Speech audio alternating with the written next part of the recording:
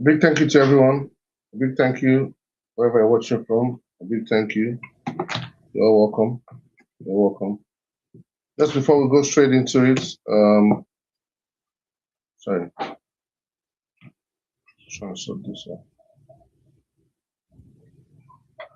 Just before we go straight into today, this is me saying welcome to you guys wherever you are watching from. Today we're going to talk about our roots, our identity, our roots, our identity. All right.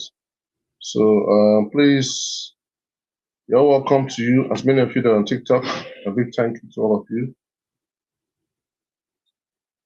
Those of you on Facebook, on YouTube, I think over 1,005 on YouTube, over 14 or 18,000, I remember, on Facebook, over 10,000 or so, can't remember, Instagram, I'm taking notes.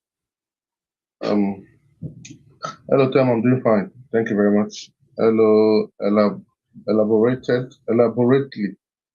Hello, John, how you doing? And everyone, how you doing? Hello, elaborately. Nifimi, welcome everyone. Yes, we did it 7 p.m. UK time today. We're way behind schedule. All right. So yes, let's get the ball rolling. A big thank you. Before we dive in, please share this live stream so more people can be a part of it. Okay. And also follow this page if you don't follow us already. Turn on your notification button so more people can be a part. I have a free ebook for anyone that's interested in sending a DM. It's called Roadmap to Financial Freedom. And the ebook, I have another paid ebook. It's called Idea to Short-Lived Business. If you're interested, send us a DM.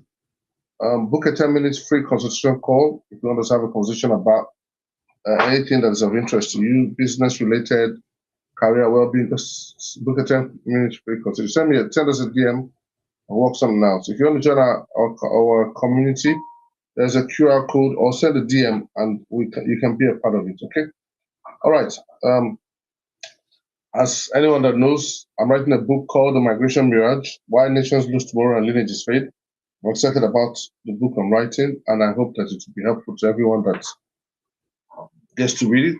So if you want to be a part of it, soon have a website with a waiting list that you can be a part of, right? Check out my page. There are different stuff, different resources, things that you can watch and can be very educative and a blessing to each and everyone. This live stream is sponsored by The Things You Love by D610 Homes and by Love Family Podcast. So I'm going to talk more about them towards the end. The whole idea of why we do this every Sunday, 7 p.m. UK time is to step into satisfaction within your spirit man.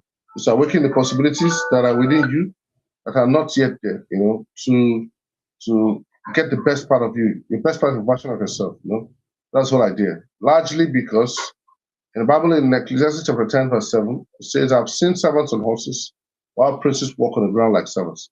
So the whole idea, the whole inspiration is to challenge you, to challenge me, to challenge everyone. We can become better. Thank you very much, Andre. I'm not a guru. I always say this, and I'll never stop saying it. I'll never get tired of saying it. I only teach the little things that Christ has done in my life. I'm here to provide guidance I desperately needed, but never got. I'm more talking to my 5-year-old self, sharing to you today things I wish I knew 5 years ago, 10 years ago, 15 years ago, and what have you. So as I talk to you guys, I'm also talking to myself. Right?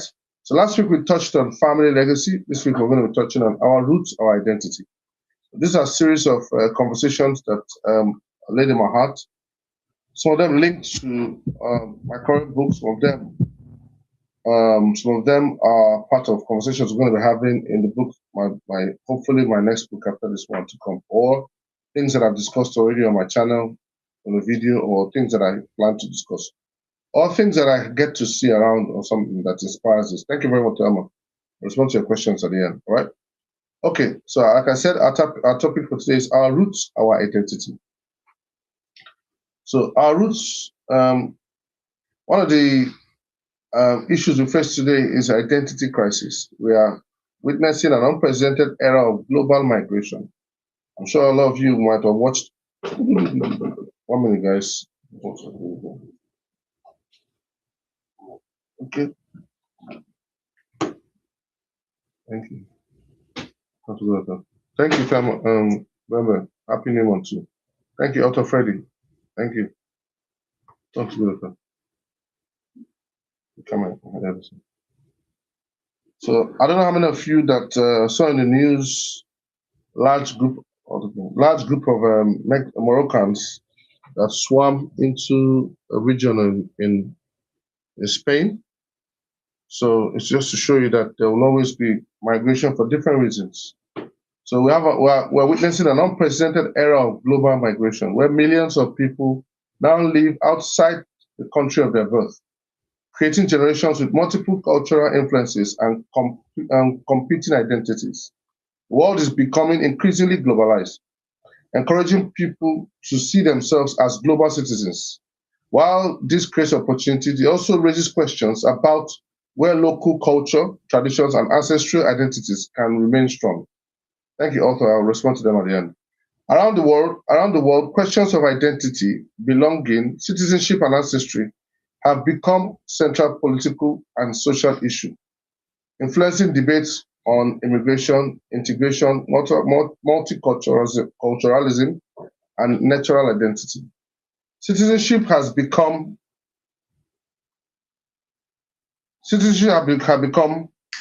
one minute, guys. Huh? Not so much. New tablet. Huh? Citizenship has become easier to acquire in many countries. Technically, not easy in some places, or let's just say citizenship has become it can be acquired in many countries through birth, through marriage, or naturalism. However, naturalization. However, citizenship also does not answer deep questions such as who are my people or where do my roots lie.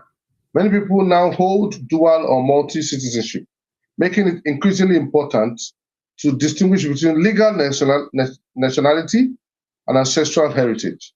Second and third generation immigrants communities are increasingly navigating the challenges of balancing loyalty to country where they live and an understanding of their family history and cultural heritage. Technology has transformed how identities are formed. Young people today are influenced not only by their local community, but also by global entertainment, digital creation, and online communities that transcend national borders. International travel, education, and unemployment means that many people spend this for cultural exchange, but also new questions about identity and belonging.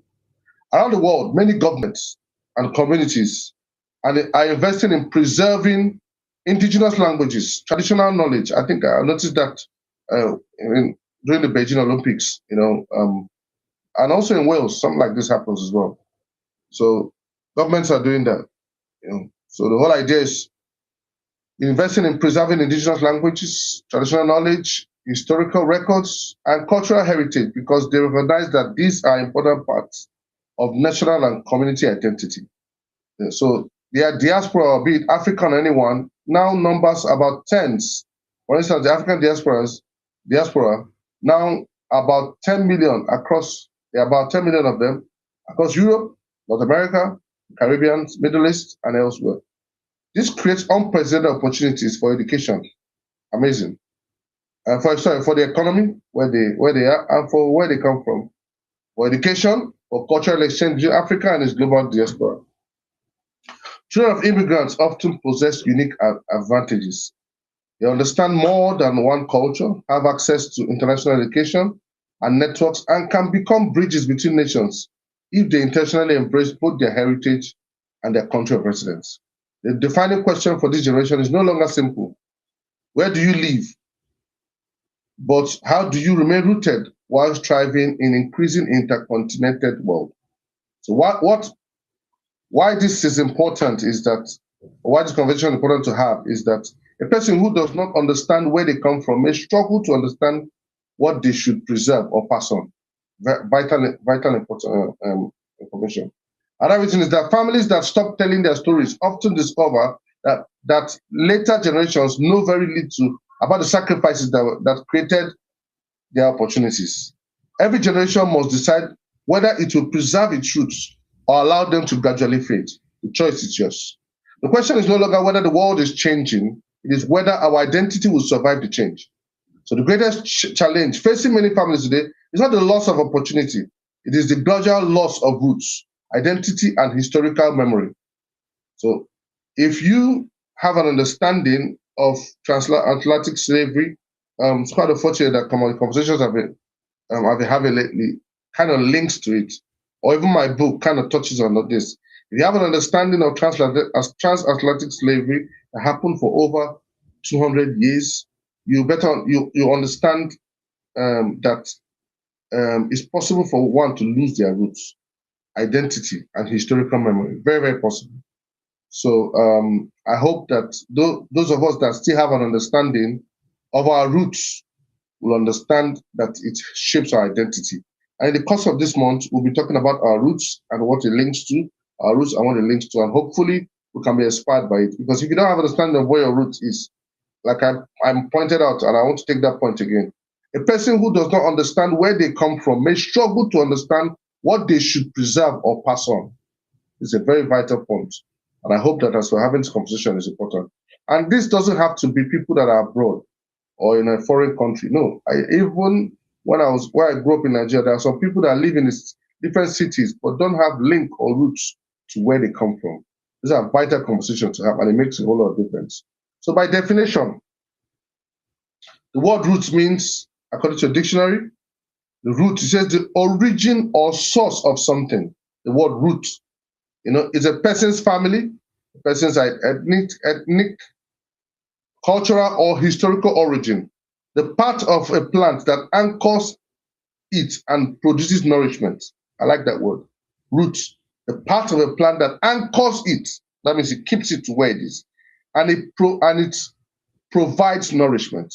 So think about it as regards to what it can do to your destiny. Thank you very much, Misty.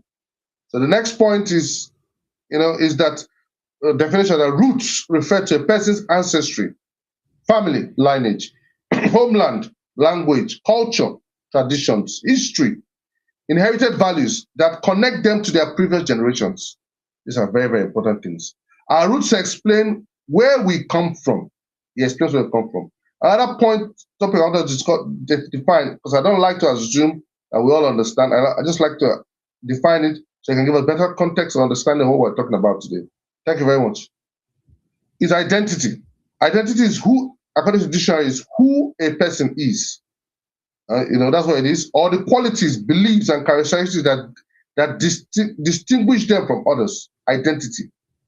A person's sense of self. That's another definition. Another definition is the characteristics that make a person or group unique. So in other words, identity is a person's understanding of who they are, where they belong, what they value, how they relate to their family, community, nation, and the wider world.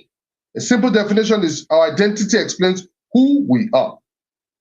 So when we put together two of them, our roots or identity, it can be defined as, it means recognizing our ancestry, our history, our culture, our language, our values, our heritage, provides the foundation upon which our identity is formed, giving us a sense of belonging, continuity, purpose, and responsibility. So illustrations could be your family origin, your origin, your family, your ancestors, your homeland, your language, your culture, your history, your values. It shapes your identity, which is your character, your beliefs, your behavior, your confidence, your purpose, sense of belonging, responsibility. Our roots tell us where we come from. Our identity shapes who we become. It's very, very, very important. A passport may identify your citizenship, but your roots help explain your heritage and where your family story begins. It's very, very important. There's so many people in America, thank you very much, Alia. So people in America or in the Caribbeans and what have you, they have a passport of a country where they come from, but they don't have an understanding of their roots. So my thoughts are that a person's passport may identify your citizenship, but your roots help explain your heritage and where your family story begins. I don't know how many people that don't want to know where their family story begins. It's important that we value these things. Maya Angelou was quoted to have said You can't really know where you are going until you know where you have been. In other words, it's about understanding your history gives direction to your future. Alex Haley was quoted to have said, in every convincible manner, the family is a link to our past, bridge to our future, which implies that our families preserve the roots that connect one generation to the next generation. Marcus Garvey, I don't know how many of you that know him, he said that a people without the knowledge of their past, origin, and culture is like a tree without roots. Knowing your history, origin, and culture gives us stability, confidence, and identity. So to wrap this section up, our roots are not chains that hold us back. No, they are the foundation that help us stand firm while reaching higher. So a lot of people some people don't want to identify with where they come from. Some people don't want to pass on to their children the ideology of where they come from. So our roots is not a chain that pulls you back. No, they are the foundation that help you stand firm while reaching higher. So it's important that you celebrate where you come from. So I have this story for you, and I hope that inspires you or can learn something from it. All right.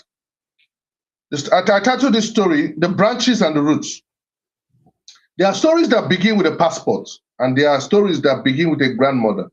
This is one of both. I'm here to tell you about two brothers. When David and Daniel were born in London, their father smiled and held up their birth certificates. They are British, the nurse said. Their father nodded politely, and he whispered something different in each baby's ear. You are sons of my father, and his father before him.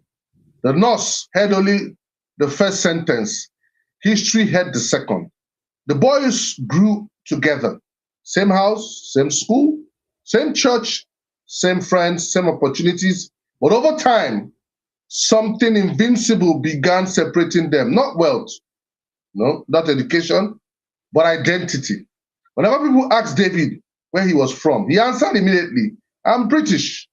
If they asked where his parents came from, he shrugged. My parents are Africans or Ghanaians or Kenyans or Americans, Nigerians or Zimbabwe, whatever. But I'm not really into all that. I get this a lot because I work with young people. Next year or so we'll make it about 12 years I've worked with young people in the United Kingdom, and in total 20 years I've worked with teenagers in general. So I can relate with this question, where are you from? And I always get to say, oh, my dad is from this place, but I'm British, because we were born here. Good and fine, arguably. So let's continue on the story. My parents are Africans, but I'm not really into all that. He laughed at his mother's accent, refused to learn his father's language, complained, thank you very much, Julia, complained whenever his parents wanted to visit Nigeria or Ghana or wherever. I don't belong here, he would say. My life is here. That's to say in England or something, or Britain or wherever. Daniel answered the same question differently. I'm British. That's if to say people had to ask Daniel, where do you come from? He would say, I'm British, my family is Nigerian or Ghana or whatever. It's just let's use Nigeria for illustration. Thank you very much, Bobby. Bobby, DY, Kevin, and Michael, and Preston. Oh, thank you very much, guys. Thank you.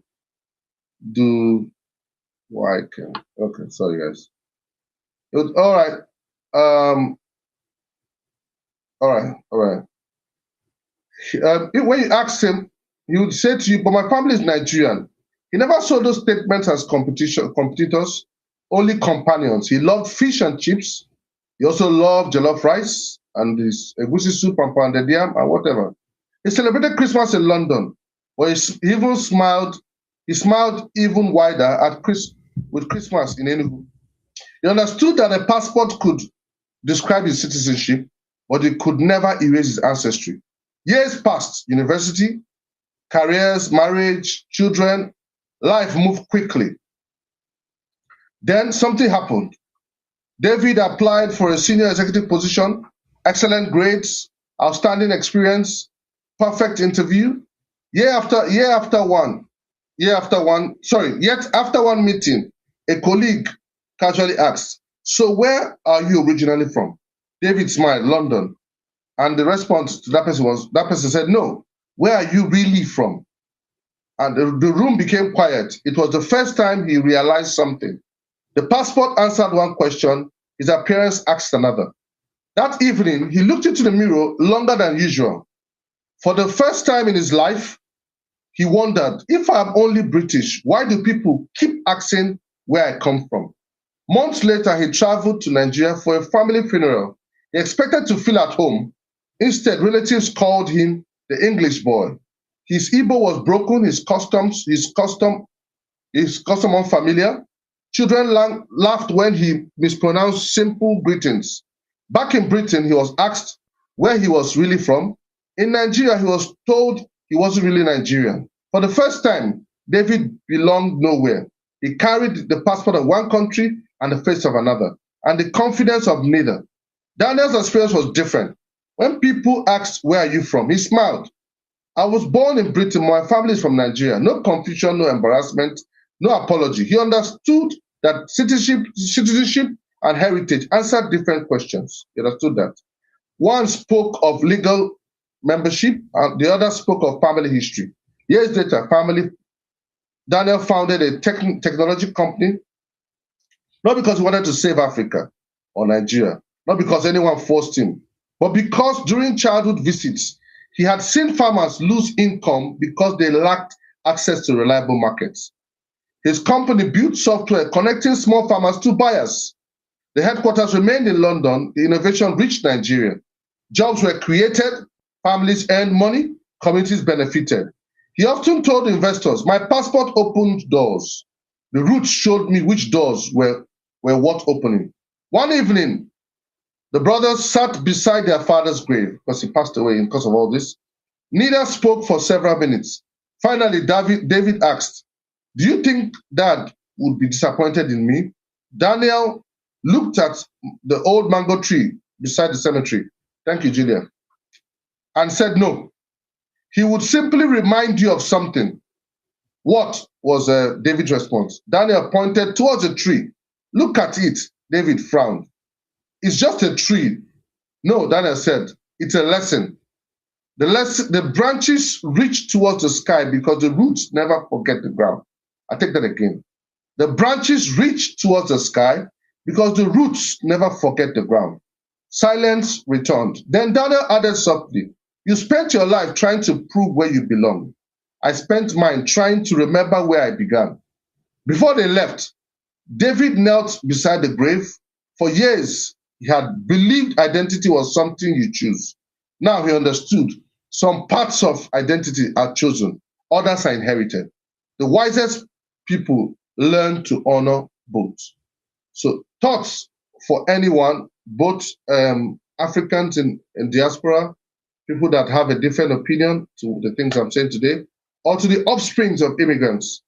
The thoughts today is that the opportunities of the countries, or thoughts, something you can learn from what I just shared. The opportunities of the country in which you are born, the heritage of the family from which they came from. These are things too. The two gifts that you can inherit. These gifts need not compete. No, they can complement one another. A person can provide, so a passport can provide legal citizenship. A family's history can provide continuity, belonging, and perspective. When these two are held together thoughtfully, they can become a source of confidence rather than confusion. A passport may tell the world where you belong legally. Your roots remind you. 1 minute, guys. I just want to sort out my laptop. Okay. Sorry. Just want to sort this out.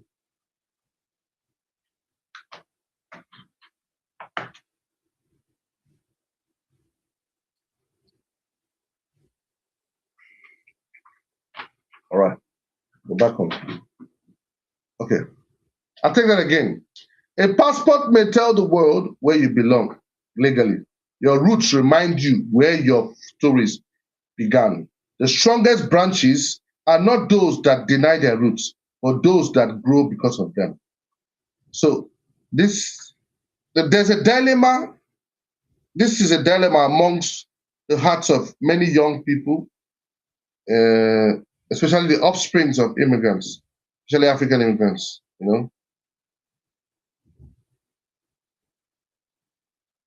All right, this is a dilemma for them.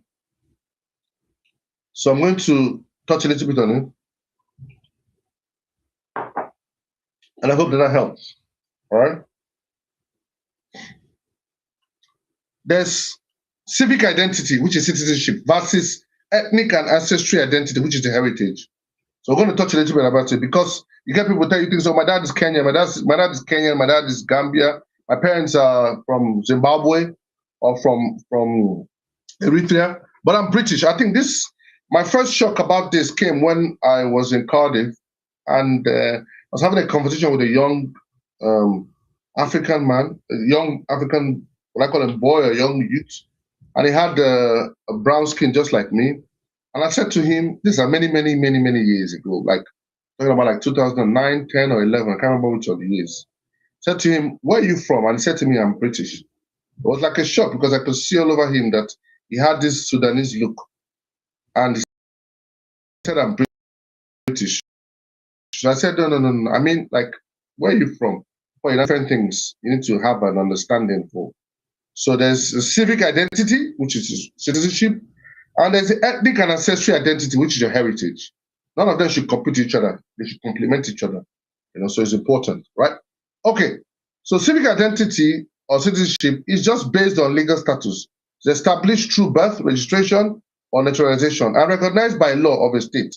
But that of heritage is based on ancestry, derived from one's parents, ancestors, lineage, ethnic origin, regardless of your current citizenship. It's important that we know this difference so that we're not just confusing ourselves or confusing our children. Citizenship can change. A person may acquire, renounce, or hold multiple citizenship during their true legal processes. There are some countries that give somebody citizenship, but you cannot change your ancestry or your heritage. A person's ancestry and family lineage remains constant, even if they migrate or change nationality. It's important that we bear this in mind. So citizenship defines rights and responsibilities. It determines the legal rights, such as voting, holding a passport, paying taxes, military obligations where applicable, and the protection by the state. That's what you benefit. For instance, if there's any calamity, see people like France is evacuated as citizens, America is evacuated as citizens, Nigeria is evacuated as citizens, Ghana, something like that. That's your advantage. That's your right. That's your responsibility. But when it comes to heritage or where you come from, it shapes your culture and identity, influences your language, traditions, customs, families, history, values, sense of belonging are passed from generation to generation. These are two separate things. So let us not allow them clash. Next thing is that citizenship is created by states. Governments determine who is recognized as a citizen under the nationality laws. When it comes to your heritage or where you come from, it's passed through family. Identity is transmitted through family, kinship, and communities rather than by government legislation. So there are two different things. So make this thing better so that for people that are confused or people that are having this issue, citizenship answers which country legally recognizes you. Heritage answers from which people and lineage do you come. They are two different things. So that you need to teach your children so that they are not confused, or even you yourself are not confused when people ask you, where do you come from? Get it? One is that you're a citizen of a country, which is a recognition of a legal recognition. But your heritage, so most times when people ask you, they're asking about your heritage.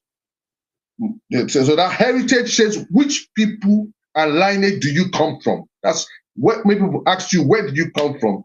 Most times that's what they're trying to find out. You get it?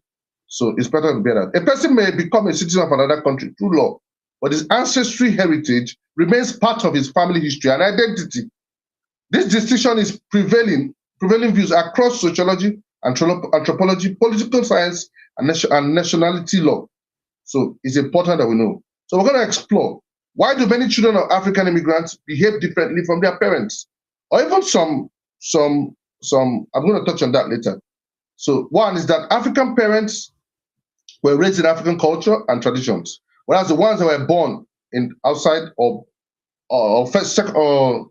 second generation immigrants, were raised mainly in either British culture, American culture, German culture, Chinese culture, whatever, and in the society. So African parents were rooted in their homeland and ancestry, but their children identify often, identity is often shaped by both British society and their family heritage. The African parents are influenced by their parents and extended family and their community, whereas the children that they give birth to are influenced heavily by school, friends, social media, and popular culture.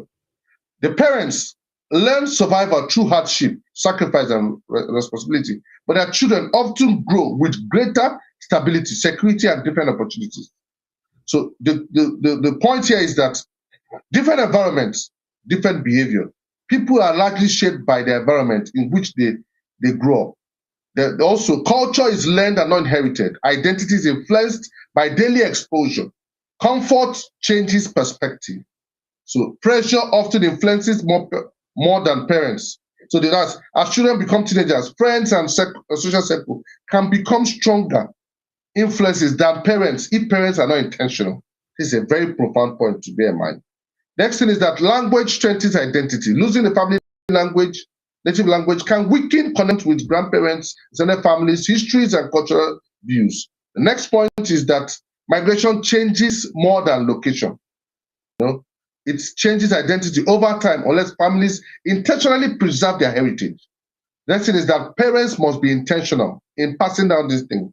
So the key thing there, or the key takeaway you can say, is that the first generation changes countries. The second generation often changes culture. The third generation may lose its roots unless the family intentionally preserves it. So one takeaway you can have today is that children don't simply become like their parents. They become like the environment that raised them. I'll take that again. Children don't simply become like their parents. They become like the family, the environment that raised them. So you need to be mindful of the outcomes that you want from your children while you're raising them up. Or even you yourself. Some people are influenced by these things themselves when they move to another part of the world. So this is an aspect for individuals that it affects them. Immigrants, it affects themselves. So why do some African immigrants gradually drift away from their roots? Some people don't want to do anything. Remember, I talked about your roots not being a chain that holds you back, but it's also what helps you to go to another level. Why do some African immigrants gradually drift from their roots? It's a pressure to belong. There's this pressure to belong. Many Africans adapt to fit into the new society, socially, professionally, culturally. So over time, adoption can become assimilation, where people begin to distance themselves from their language, their traditions, or their heritage. So the key thing here is that education should never require the abandonment of your identity. You should need to be proud of who you are. When people ask me, what is your name?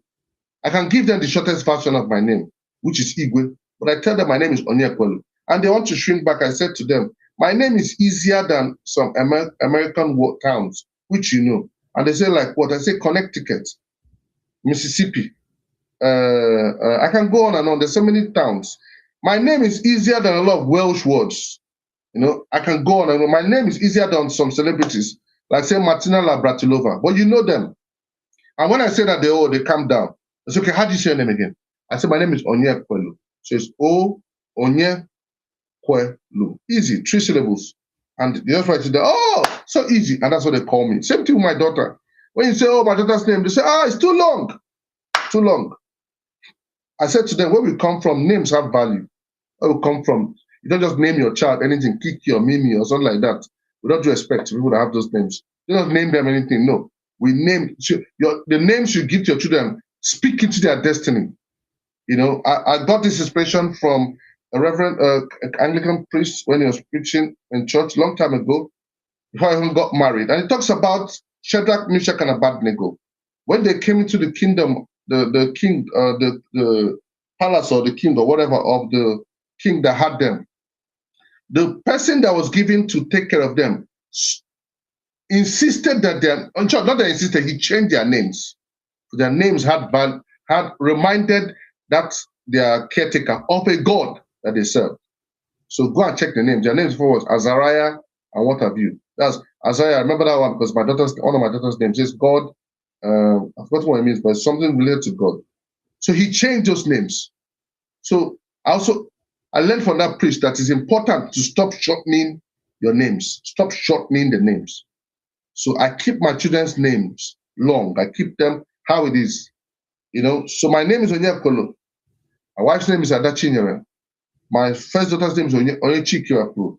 My son's name is Chimelimiche. And my last daughter's name is Chimcholo. And that is what my children are called in school anywhere they are. And they are proud. No one else has the same name with them. And I love it, because it's their identity. It's who they are. Get it? So I'm not trying to fit in. I am myself.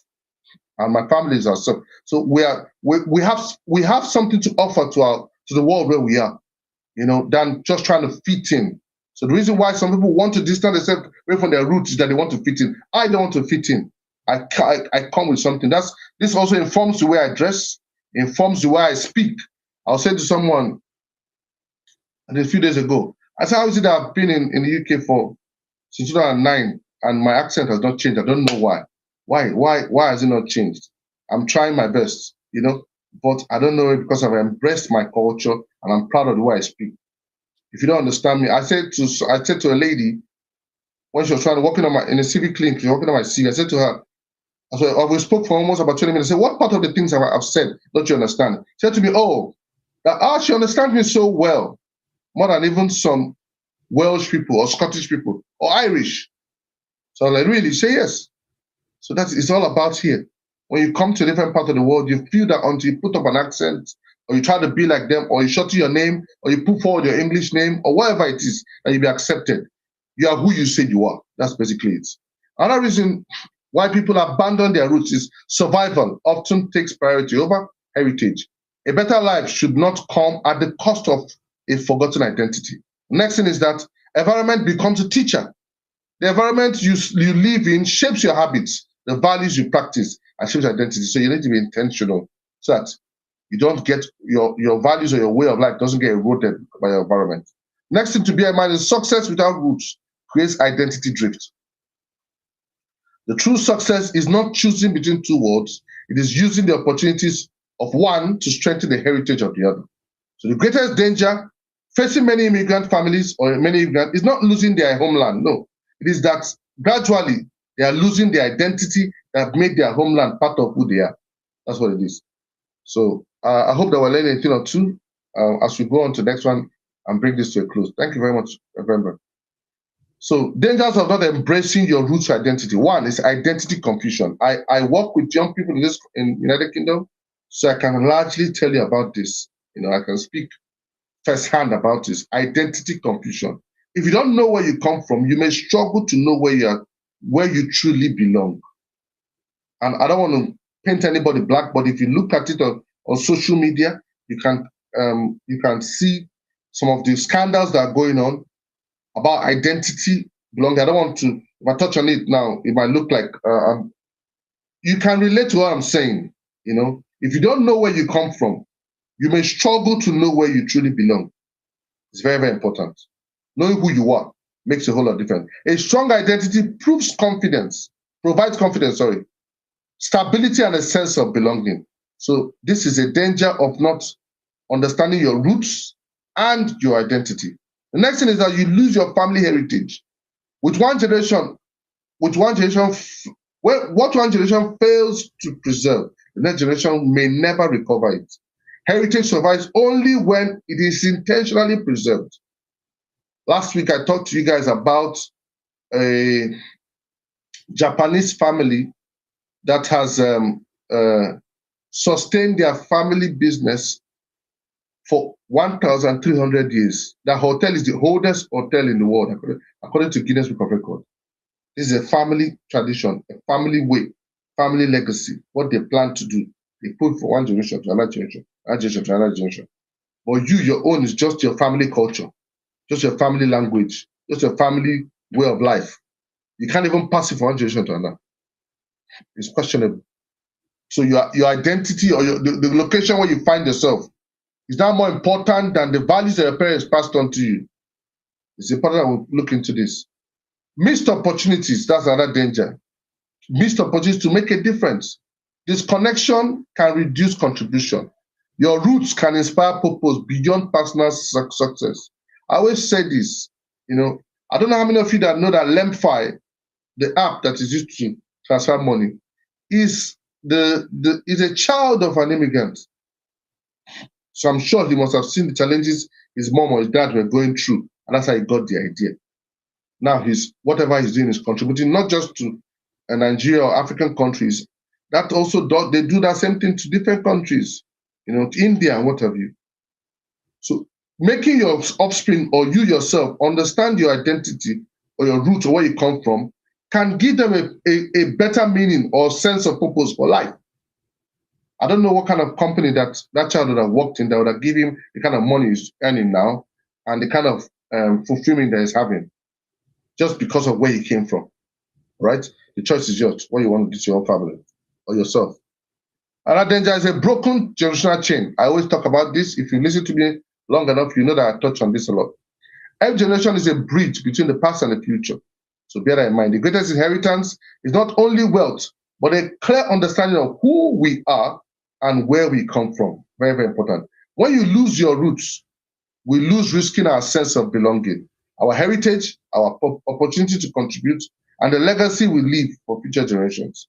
A tree without roots may remain standing for a while, but it cannot continue to grow or bear lasting value. I'll take that again. A tree without roots may remain standing for a while, but it cannot continue to grow or bear lasting fruits. So it's important that every tree has a root to succeed, to thrive. So how do you celebrate your roots? I should bring this to a close. Our time is fast spent. We should always. Thank you very much, Emmanuel. Thank you. Send me a DM, please. Know and preserve your story. Very, very important. You cannot celebrate what you don't know. Know and preserve your story. My dad has told me a lot of things. I've always started sharing with my children. I've started recording some. This is very, very important. Every family should become the history of its own story. And I remember the efforts, I touched a bit about it last week, the efforts my grandfather put in.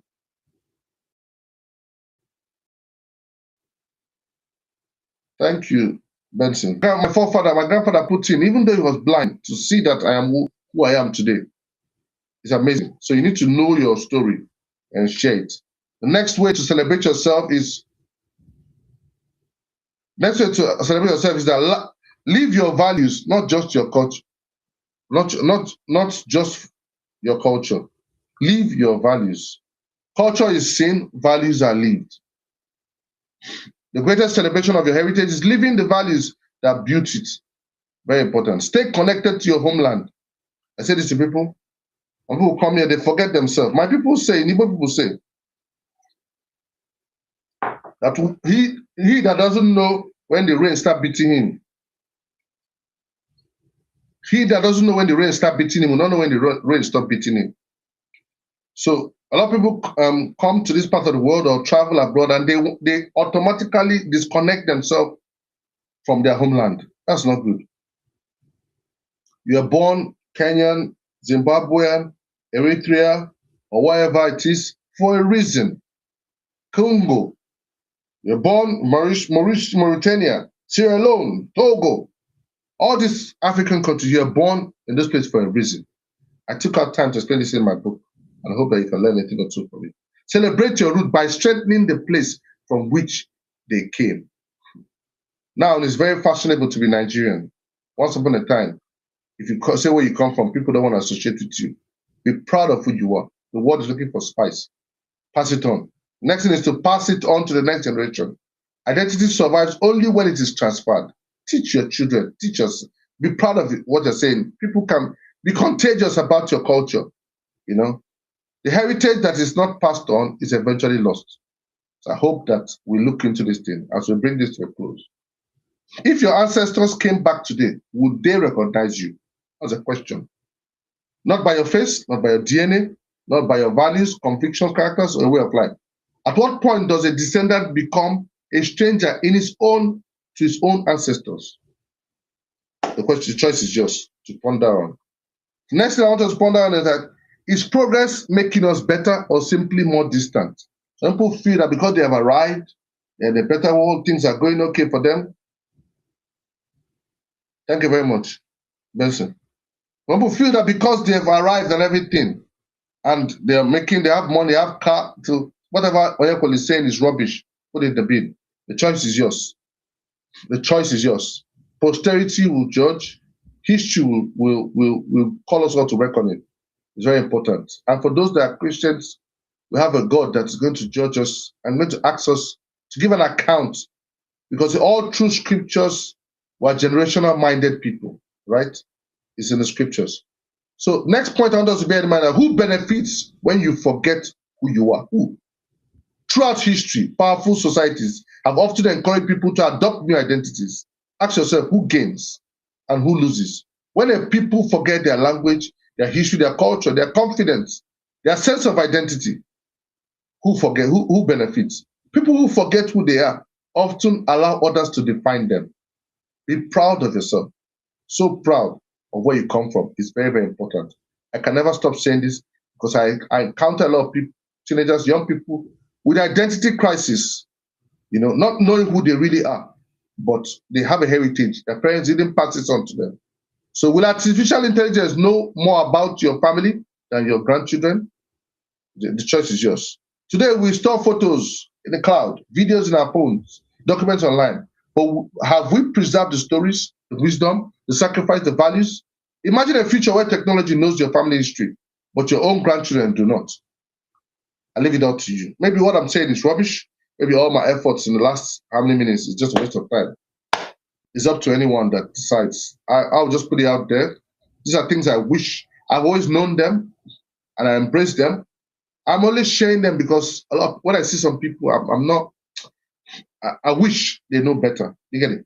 So the greatest identity crisis is not forgetting your name. It is forgetting the story behind your name. So I'll leave it up to you. And this has been saying a big thank you to everyone that always take out time to listen to this live stream, tune in, ask questions, make contributions. It's been saying a big thank you. I'll just try to take one or two questions as I bring it to a close. Hopefully we've learned a thing or two. Feel free to share to somebody else if you have learned a thing or two. So take it back on and say a big thank you to all of you. If there's anyone that wants to join or speak, let me see if there's anyone. Just send me a DM and we can take this on. All right. Thank you very much, Benson. Anybody wants to say anything, let us know. All right. Thank you very much. Okay, let me try and see if I can take some questions. All right. Take some questions as we bring this to a close. Woo.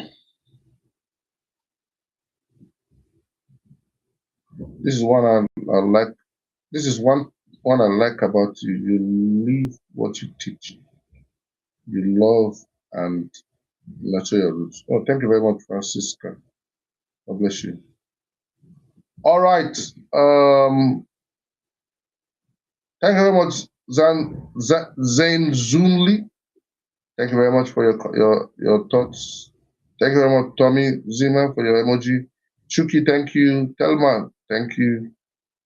Andre Bailey, thank you. Telma Ho says, in this era of globalization, the new generation often grapples with crisis of identity. What is your advice or message for them? My advice or message for them is that, especially, let's use it to make it easy to understand the context of African immigrants, the children of African immigrants. Even if your parents don't tell you anything about where you come from, some things are clear and obvious. When you hear things like Black Lives Matters, it's unfortunate that those people were forced from their homelands, from different parts of Africa, taken to the Caribbeans to work. I'm talking about their forefathers, their ancestors, in the 18th century, 19th centuries, I believe. They are forced. A lot of them have gone to America, different parts of it, not knowing where they truly come from. They can only guess. There's a reason why you have ancestry websites, ancestry.com, people checking their DNA to try to know, where do I really come from? These are questions. There's a movie called Who Am I? These things exist for a reason.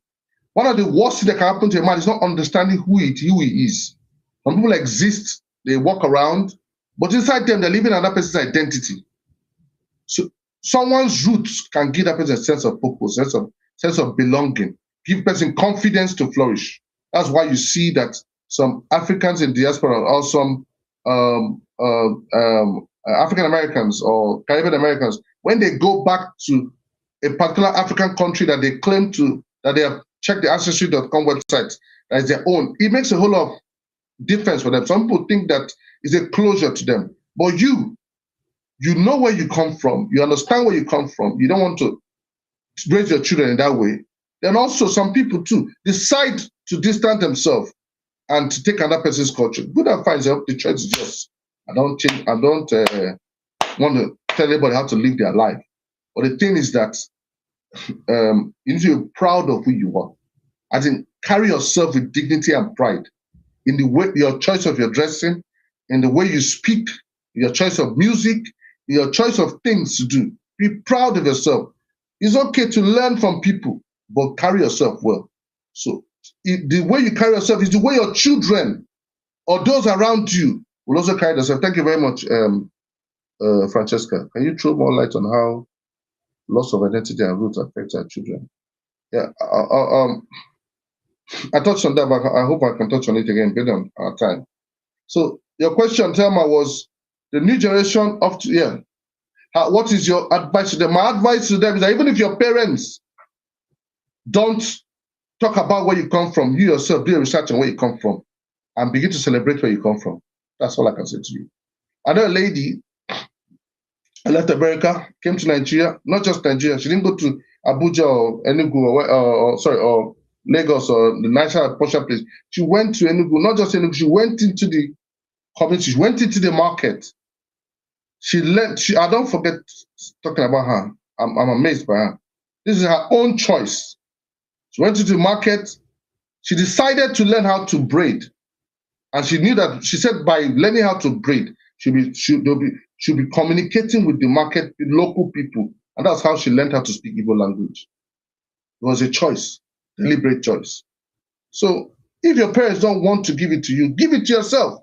I'm sure if you tell them, I want to go to Spain, they will let you go for holiday with your friends. You want to tell them, I want to go to this. Yes, they might be scared for you to go to Nigeria, what have you. Yes, I know a family that went to Spain for holiday or somewhere, and out of family of 4, 3 died in the swimming pool. You know, people die on plane crash, different things. It can happen anywhere. I'm not praying for anybody to die, whatever it is. But the point is that if you really want to make it happen, if you want to embrace your roots, your identity, if you want to be proud of, if you want to identify where you come from, your parents they don't want to let you do yourself. It starts from, I remember last time I had a conversation with them in Bournemouth. Start from YouTube. Watch channels, watch videos, start watching movies, watch Nollywood programs. If you go on Netflix, your Netflix algorithm will be suggesting to you Nollywood channels. On Prime, there's so many Nollywood movies. Start watching them.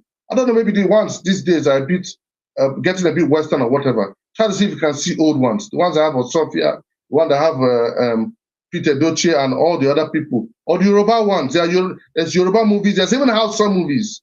Or it could be Ghanaian ones, I don't know, of other countries. Start from there. It will help you to be able to embrace your roots and your identity that can give you a sense of purpose and help you in whatever you're doing. All right? Thank you very much for your thoughts. Very much appreciated. Happy New Month, sir, and happy Sunday. I appreciate that. Thank you very much. Otto Freddy says, I'm going to come back to you. Sorry, Big Dams, do you want to say anything, please, before I move on? Yeah, great. How are you doing today? Just your dedication and I'm fine, sir. Well done. So your dedication and your consistency is very, very, very, very commendable, sir. I wanted to touch on something, but I think most of the questions have kind of branched into it, but I'll still go ahead regardless. Currently, we see parents, actually, should I say rich folks or rich people, very intentional about not wanting their children to know where they come from or to know their struggles as young boys or young girls.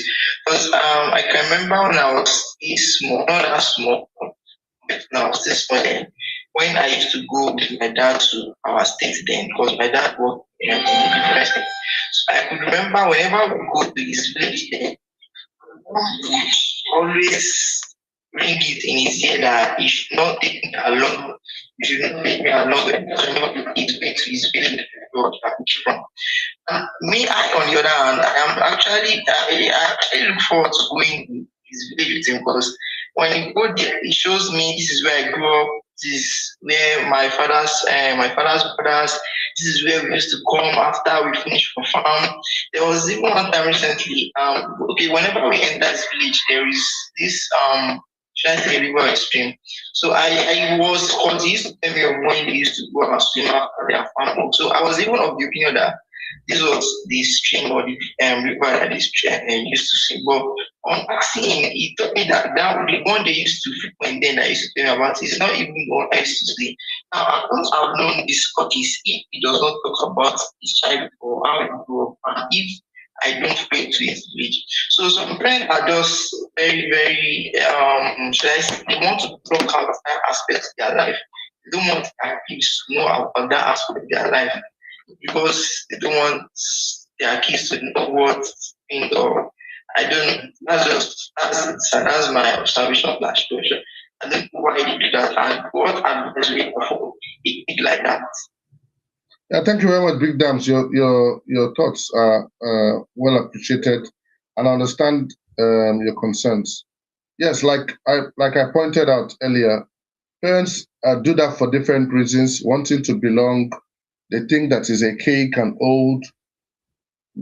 Sorry, they think it's archaic and old to teach your children English.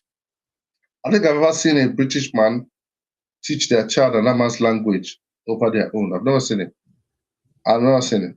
Neither have I seen a British man give their child a Nigerian name over a British name. I've never seen it. Yes, nowadays one or two people might give a name or something like that, but it's not the norm. But why do we feel the need not to pass on our language, not to pass on the names? You understand? Not to pass. People sometimes when they give names, they give it with an intention to shorten it so that it sounds a bit Western. Kiki or Fifi or Zizi or something like that. Why? Why they feel that need? Because it's not you're not being proud of who you are. Whereas God made us uniquely. I always make reference to the movie called Madagascar, especially the part 2. And it talks about you can see the richness of diversity of where we come, of different places. If you've not watched it, check it out. It's really nice. It's lovely. It brings a lot of humor and a lot of things to the whole stuff. Now imagine everybody there sounded American. It's okay. Everyone sounded French, but when the French guy will speak, it was nice. When the Mexican guy came up with the accent, it's amazing. When the guys with the African accent, it's lovely. When the guy King Julia comes up with his own, it's also another level. I don't know. The world needs spice. That's what I always say. The world needs spice. The world needs spice. So bring your spice, bring your flavor. It makes a whole lot of difference. Thank you very much, Tammy, for that thoughts. Let me Francisca, I don't know if I pronounce your word, Ejituru 8, and Otto Freddy, you asked similar question. Francisca said, can you throw light on how loss of identity and roots affect our children? And Otto Freddy says, why is it important to preserve one's true identity in the era of modern globalization? I think these both questions are a bit similar. Thank you very much. Our time is fast spent. I'm just going to bring this to a close, but I want to touch on this quickly, guys. Those that want to stay can stay. Those that want to go can go. I'm really sorry. I'm going to touch on this, please. So, to the questions that Francesca and Otto Freddy asked, all right? If you don't know, one of the dangers is that identity crisis. I touched on it. Identity confusion, identity crisis. A strong identity provides confidence, stability, and a sense of belonging. In addition to that, another danger is the loss of family heritage. Loss of family heritage survives only when it is intentionally passed. These are the dangers for not knowing, for the loss of identity, and also for importance of preserving identity. These are dangers. All right. Another thing is that it's a missed opportunity to make a difference. I touched on the app called Lemfi. If that young man or so, maybe he must have encountered his parents or his uncle or his aunties struggle with how to send money back home, and today he has a software or an app that is not just bringing an income for him, but it's also changing lives both back home and here, providing jobs. Now he has that opportunity. This connection can reduce contribution. When people lose touch with their ancestry home, they may also overlook the opportunity to contribute through investment, mentorship, and innovation, philanthropy, or knowledge sharing. Those who remain connected often see the need and opportunities that others miss. Your roots can inspire purpose beyond personal success. I can never stop saying this. You understand me? My daughter, by the special grace of God, she had her 10th year birthday. She had the option to, gave her the option to have a birthday celebration, or the option to be able to do a legacy project back in our community where she came from, in Sawa to be precise, in Enugu State. And she chose to do the legacy project. And what did she do? She renovated two nursery classrooms, painted a whole school block, about 4 or 5 classrooms, furnished the classrooms, the nursery classrooms, put in toys, painted it lovely color, just like you get anywhere in the world, made it nice and awesome. You know, she didn't just do a legacy project, she also created a very good learning environment for the children. Even a bed for them to sleep in each class, cupboard for them to put their shelves, and all my stuff, and hoping to do more stuff. You know, also this has given her a sense of purpose, and she has a plaque with a picture outside. Gives her a little bit of pride and happiness that, oh, I can do something for my community. Teach your children those things. You know, that where they come from is not a cause or a cancer. It can bring purpose to life. It can even be the reason to drive them towards the things that they are doing today. The choice is yours. Next point is that another danger is a broken generational chain. Every generation is a bridge between the past and the future. If your children don't identify with their roots, or they will not have the identity to continue. So the greatest inheritance is not wealth, but a clear understanding of who we are and where we come from. So these are the things, Francesca. I hope I've been able to answer your question. The same thing, Otto. I hope I've been able to answer to your questions. So that's that.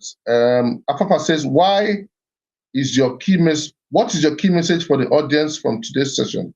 Yes, I pointed out to you, my key message today is our roots is our identity. We need to celebrate our roots because it gives us our identity. And our identity makes a lot of difference in what we do, how we do it. All right? Let me see if there's any further questions on the bottom. Thank you very much. Okay. Thank you. Thank you very much. Thank you very much, guys. Thank you very much for the questions. Keep them coming. And the likes, thank you very much. I will have over 14,000 likes on TikTok. Thank you very much. And keep them coming in other places. All right. That was Afafa's question. Let us take Jeffrey's question as we bring this to a close, guys. Sorry, we're behind time. Which experience in your life has made you realize the importance of your roots and heritage the most? Very valid question. Which experience has made me realize the importance of my roots, my heritage? My roots and heritage the most. Which experience in my life? Yeah. On the top of my head, I did my master's degree in the University of Glamorgan in Wales, to be precise, in a town called Pontypridd. It's very close to Cardiff. When I came to that university, I already had an understanding of, from Ishubedeko, he always says that dress like the future that you picture. I don't forget that. So because of that, I bore that in my mind, and I dressed the way I dress now when I was going to lecture. When I go to lecture, my classmates are saying to me, "Oh, are you going?" Like Nigerians said to me, fellow Nigerians, "Are you going for a party?" I just ignore them because they're just trying to mock me. Or why can't you wear a shirt and trousers, all that kind of stuff? I can do that, but I chose to be intentional, and I do that when I put on a hat, the way I put on a hat like this. So it made a whole lot of difference, and because I'm also intentional about my values and my culture, my roots. Even when it comes to solution providing or talking about where you come from and trying to solve a problem, I always made reference to where I came from and the solutions to where I came from. For instance, when we're talking about business analysis, coming up with a business idea, I remember talking to my lecturer said to me, we should come up with a business idea. My own business idea was creating a public toilet in a Ogbete market in Enugu State. And when I came to do that presentation, people laughed at me and said to me, oh, thank you very much. Thank you very much. Thank you very much, Francesca. People laughed at me and said to me, oh, public toilet. Oh, no, man, there's toilets everywhere. Then my lecturer said to them, I don't forget that thing. So wherever there's problem, that's where the money is. If you are in Enugu State, or Ogbete to be precise, in the market, or in any market in Nigeria, I don't know, maybe some markets are different. The public toilets are not convenient sometimes. They're not convenient. And I don't know how many people that want to use such kind of toilets. I don't know. So me, that was my idea. That was the thought that came to my mind. How can I make this place a convenient place for people so that when you are in the market, you are not under pressure to want to leave the market to go use convenience and come back again to the market. But instead, if you're in the market and the nature calls, you quickly go into the toilet, use it and come out. But when people laughed at me, but my lecturer told them to stop laughing at me that we exist to solve problems. So yes, Jeffrey, my roots and my heritage, make that in my classroom or in my course, during my course, it made me understand the importance of it. And not just to that, because I celebrate where I come from, my lecturer, my university, my department made me the poster boy for the university website. So they took me, all of a sudden my lecturer just called me, Onyekwelu, they're taking a photo shoot. I said, for what? He said to me, because we want to put it on the website. They didn't just put it on the website, they also put it when you come into my halls, into the block of my secondary, my university then, it was a big picture of me in the hall. Well, dressed up in my hat, Nigerian outfit, everything. So that made me very proud, and that made me appreciate where I come from. That further encouraged me to keep doing what I'm doing today. So I hope that responds to your question, Jeffrey. Very amazing question, and I appreciate it so much. Okay, we had Bobby. I don't know why Bobby went off. Bobby, if you're there, can you please come back again? Let us take a question. Sorry. All right. Okay. Let's crack on as we round this off. If no one else wants to say anything, can you please raise me? Please, can you please raise me? What's raise me? Raise me, Bobby. I added you. No, what you not saying? Sorry, dear. Raise me. What am I raise you? I'll bring you up until you say. No. Okay, I don't know. He went off for some reason. Sorry. Okay. Let's take the next question as we bring this to a close. Thank you very much for those that waited behind. It's understandable if you guys had to leave. Yes. Thelma says, does one's own identity ever stand as a barrier to achieving success abroad or in international areas, or is it actually one's greatest strength?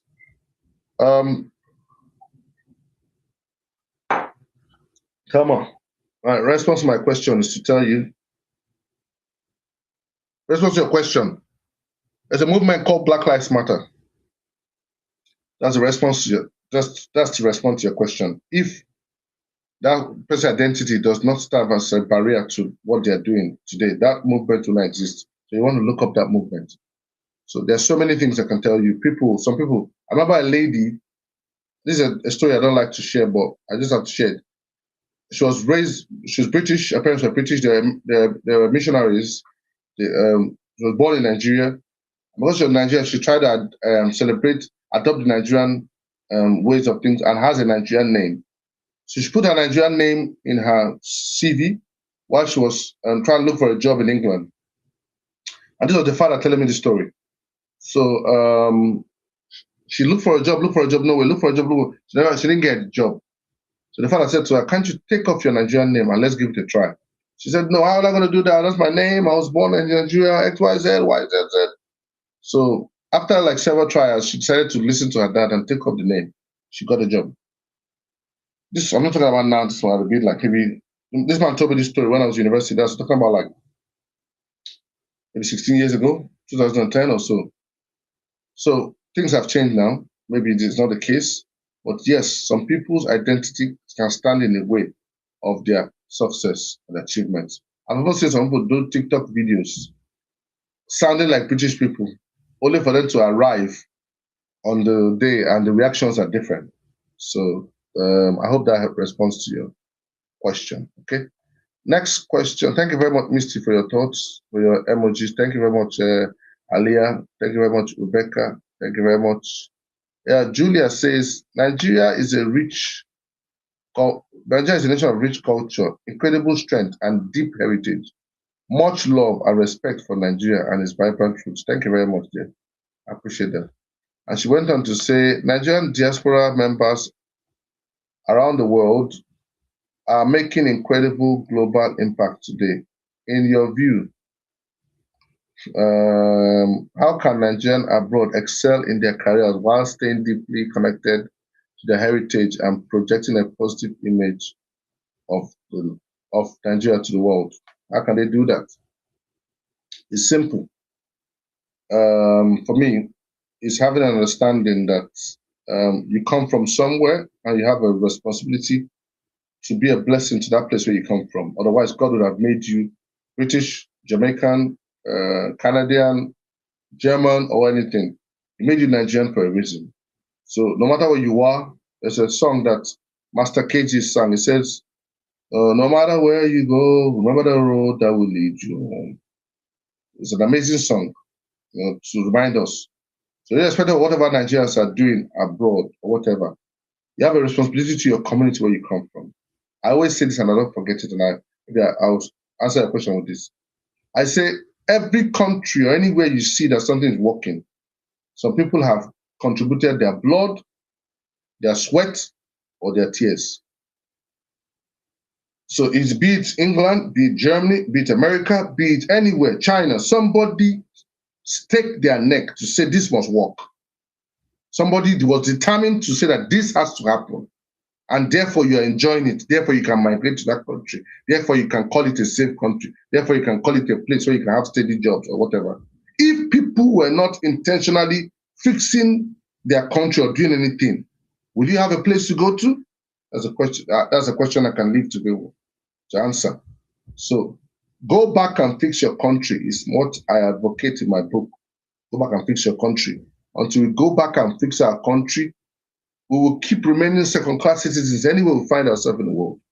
I don't know how many of you that like it. I don't like it once. So I'm intentional about the things I do, intentional about my investments, intentional about the things I do. The advice is to think it through. Next point, as we bring this to a close, is question, sorry. Peter says, how can a person become mentally strong by discovering and celebrating their roots, their true identity?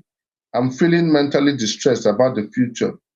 Please give me some advice. Wow. Peter, please don't be distressed. No. So how can a person become mentally strong and by discovering and celebrating their true identity? I thought on it, Peter, you need to be proud of who you are. You need to be proud of the way you dress, be proud of your food, be proud of your name, proud of your stories, share them, be proud of what you do. If you went for a meeting with your family and your work and they ask you what do you do over the weekend, tell them what you did, be proud of it.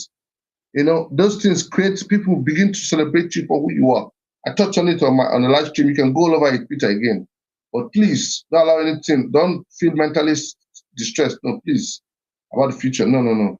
Please. Just start celebrating yourself. That's all. Be proud of you. Dress up. I like it when sometimes you see some Bangladesh people or Indian people, the way they dress, their outfit and what have you. It's really nice and amazing. You celebrate yourself. Dress up nice. People are going to give you compliments because they're not used to seeing that. All right. So yeah, I hope that helps, Misty. Thank you, Misty, for your thoughts.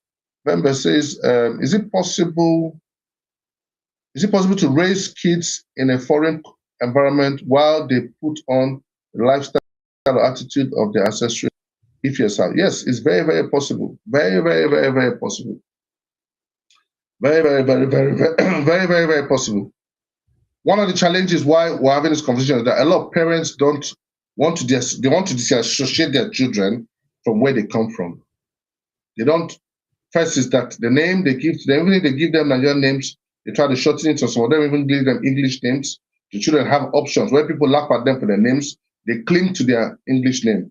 Or if at all they laugh at them for their names, they try to shorten the names. So these are all things that they keep confronting the child. My children don't have shortened names. My children don't have English names. So they keep to the names that they are, and they are proud of where they come from. So I ensure that my children speak the language. Language is key. It's very important and valuable. My children speak the language, very important. And I remind them that we are on this place. We're just visitors. Yes, you might have a passport of a country. I reminded them. That's why I took out time to talk about citizenship, different from your country of origin. There are two different things. Your lineage. I took out time to discuss that. Because that confusion is what is affecting a lot of families today. Right? That's it. So it's very possible. The food they eat is very possible. A lot of children eat Nigerian food and do all those things, yes, but still the parents, if you ask my child, he can never tell you he's British. No, he'll tell you the village where we come from in Enugu State, where it comes from. But he has a passport. That is a legal status. There are two different things. They shouldn't clash with each other. So it all depends on what his parents teach, or it all depends on what the values that person holds, on what you want to celebrate. Choices. So it's all about choice. Remember when a teenager, when I was teaching them on Friday, she said to me that someone once said to her that we grew up looking like our parents, we'll end up looking like our choices. I don't forget that thing. It's all about choices. So what kind of choice do you want for yourself and your family and your children? Right? So yes, it's possible. Remember, is that your question? Yes, it's possible. So the next question, it says we should always so this is Emmanuel Yusuf. Says we should always see probably. Yes, please. Send me a DM, you can see. And you say we should also see problems as opportunities to make a difference. Yes, that's it. That's it. This challenge, this thing, one part of what I talked about is that if you tell your children, just like the way my daughter was able to find out of all the problems that this school has needs a classroom. Now she's able to have provided it for them, made a lot of difference. We're inspired by John Maxwell's book and all that. So my advice is that celebrate where you come from, is your identity, celebrate your roots. It makes a whole lot of difference. I don't know if you've learned anything, but I believe that you guys have learned a lot, and our time very much spent. Thank you very much, Francesca, and to everyone that has joined, and all of you. Thank you for your questions. They're very much appreciated. This is me saying a big thank you. Thank you very much. All right. Let us keep this going. Let's keep this going. As we bring this to a close, please remember to join us. Okay, let me see. Let me see what the next question. Thank you very much. Yes. Remember that this live stream is sponsored by the Hey You Love. Francesca says, very important, we are visitors in a foreign land. Let's have the cost to always remember that. Yes. In my book, I have a chapter called that we have overstayed our welcome. You understand? Overstayed our welcome. Otherwise, ICE in America will not be trying to push people away and all that. We are becoming, look at what's happened in Spain. I think they say over 60,000. I don't know how true. That's a humanitarian crisis. People from Morocco coming into Spain. Overstayed are welcome. I like what the Bible teaches about him in Hebrews. It says, Abraham, for you're looking forward to a city that was not made by human hands. He never made for himself a tent. You're looking for a city that was built by God. I always give my children the mentality that we're foreigners, the mentality that we're visitors. Even if you have a British passport, you came from somewhere. You came from somewhere. So bear that in mind. It doesn't stop you from enjoying the rights and responsibilities of where you are, but you came from somewhere for a reason. Go back and be a blessing. Some of you come from very poor communities, like my community. What does it take? It says United Nations call poverty $1 a day. You can create a business or something that can be creating employment for your people. You give life and hope. Give purpose and sense of living. I don't know why people live. Me, I live to be a blessing. I want my life to be greater than. I want to live a great life. I want a life that in many years from now, generations unborn will be grateful that I ever existed. Today we talk about Henry Ford. Today we talk about Cornelius Van der Witt. Talk about John Kennedy. Talk about great men, Martin Luther King, John D. Rockefeller. Talk about Mary Slessor. Talk about Mother Teresa. Talk about Dora Quinley. Talk about Nelson Mandela. All these people, I always say that I keep saying on this live stream. Anybody that you have ever heard of that ever mattered in life, they're living their lives for other people. Ever. Nobody ever amounts to something. You're thinking about me, myself, and I. It never works. Thank you very much, Francesca, for those points. Thank you. So, guys, remember that I have a free ebook and paid ebook. If you want to join our live stream, let us know. My new book will be coming out. This live stream is sponsored by The Hair You Love, D610 Homes Love Public Podcast. Check them out. The Hair You Love, sell human wigs, different items, boys' clothes, girls' clothes. For ladies, check them out. Just type The Hair You Love on TikTok or Instagram. You can find them. This is 10 Homes. We do property investments, property service accommodations. You're looking to invest monies. Please send us a DM. We're also looking for properties in Enugu, to be precise, so that we can do a joint venture with you. If you know anyone that has a big size of land, that has a we can reinvent that land to do something great. Thank you very much. Yeah. So guys, let us make this awesome. So also Love Family Podcast, check us out. We have different podcasts. You want to check them out to be a blessing to you. I should bring this to an end. Next week we have the similar topic, our heritage, something else, or that responsibility or what. I remember what this is called. You'll see it on the ads. All right. A big thank you to everyone, to my PA, thank you very much, Venus, to my social media manager, Dami, thank you very much, to my family, my wife and children. I love you guys. Thank you very much. To my mentors, to my colleagues, very much appreciated. Francesca says, thank you for today's lesson. Let the wise hear. Yes, sure. Please share this live stream so more people can. If you go on YouTube, type Onyekwelu ILOGE on YouTube. You can click on live. You find this today's video. It's called Our Roots, Our Heritage. Please share them on social media so more people can learn and be a part of it. The choice is yours. Or if you wait a little while, you might see short clips about this, and you can also share them to people especially on YouTube, so that's where we put our videos so more people can be a part of it. So thank you very much. To all my mentors, my friends all over, please let us know what your biggest takeaways are. Let them know where they are. And God bless you, each and every one of you. So I should bring this to a close. This is me saying to you, identity is your invisible compass. When you know who you are, you make decisions with greater confidence and purpose. This is me recapping what we talked about. Next thing is that a passport gives you access. Your roots give you anchoring. You may gain citizenship anywhere, but your roots provide a history and heritage that shapes your identity. The words are not for the wise. Next thing is that global success should never require personal amnesia. You can embrace the opportunities of the world without forgetting the people and story that shaped you. The choice is yours. Last thing as we bring to a close is that your greatest contribution begins with knowing where you stand. People who understand their roots are often better equipped to build bridges, solve problems, and serve beyond themselves. So I think I said a lot, and I hope that you've learned a thing or two today. So the essence of why I do this every day, 7 p.m. UK time, is to set up a dissatisfaction within your spirit man, to awaken the possibilities and to be the best version of yourself. So, and I hope that for the last 1 hour or so that I've been doing this, you have been a blessing. I've learned a thing or two. Remember that the Bible tells us that I've seen servants and horses while princes walk on the ground like servants. Ensure that you're at the rightful place at the right time. This is Ecclesiastes chapter 10, verse 7. And you can never, ever go wrong if you do this. So remember that the wise always invest. Invest in whatever will make you stay rooted to where you come from and keep your identity always in check, always checked up, okay? This means saying to you, we'll do peace and I'm out. See you next Sunday, 7 p.m. UK time. Bye-bye.